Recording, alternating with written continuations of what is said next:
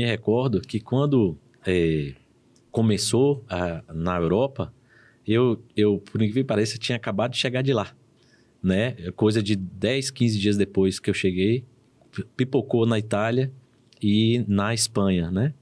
E a gente começou a se reunir, não sei se você se recorda, numa cafeteria aqui em Conquista, para a gente visualizar como é que seria, não tinha chegado nada ainda ao Brasil da forma como foi avassaladora no início lá na Europa.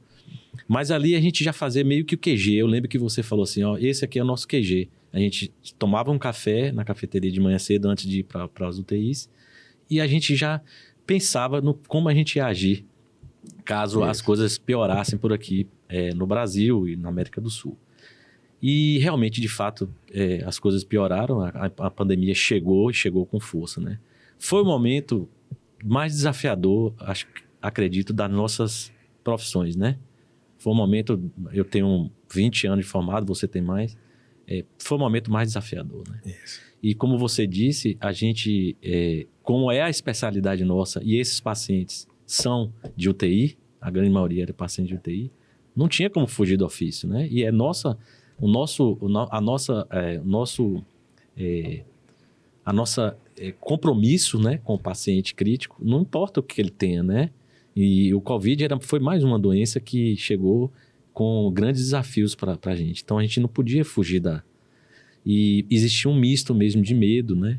Medo de pegar a doença, de desenvolver a forma grave, medo de não pegar a doença, mas transmitir para um ente querido, um familiar querido. Então, todos esses medos, eles transitavam por nossa cabeça todas as vezes que a gente ia visitar esses pacientes na UTI. Então, foi um momento muito desafiador, mas, ao mesmo tempo, um momento de muito aprendizado. Muito. Talvez, eu costumo dizer, nunca houve tanta cooperação entre os membros de uma equipe. Isso. Era o enfermeiro cuidando do médico, o médico cuidando do físico, o físico cuidando do técnico.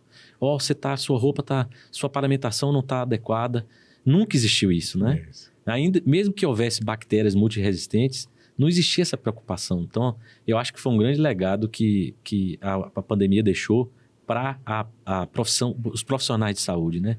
O cuidado recíproco e o sentido de cooperação, né? Entre os membros da equipe. E foi um momento que a medicina intensiva ficou em evidência, né? Talvez a especialidade mais em evidência no mundo, né? E também um momento em que você observou que dá para se observar que o quanto é importante a especialidade. Porque, por exemplo, no Brasil, a estatística de mortalidade de pacientes em ventilação mecânica era altíssima, em torno de 70%, 80%. E o que diferenciou basicamente a estatística menor da maior foi exatamente o conhecimento em medicina intensiva, porque se abriram muitas UTIs, né, Brasil afora, mas não tinha um recurso humano adequado para preencher as UTIs, vamos dizer assim. Ó, Tony, você foi em cima aí.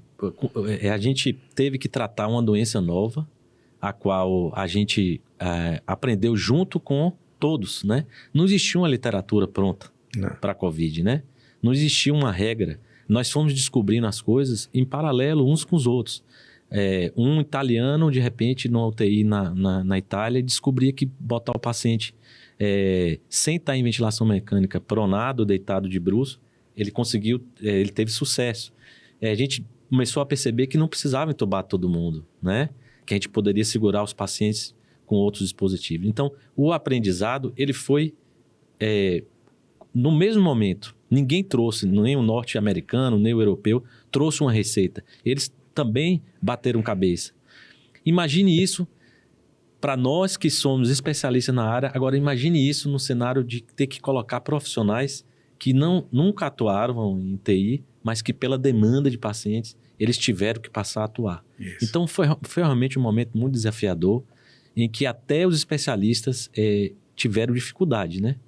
Por conta da ausência. Daqui mais para frente, eu costumo dizer para os acadêmicos que passam por nós nas UTIs, a minha filha que está na Faculdade de Medicina, que futuramente, provavelmente, se terá uma literatura específica para a Covid, né?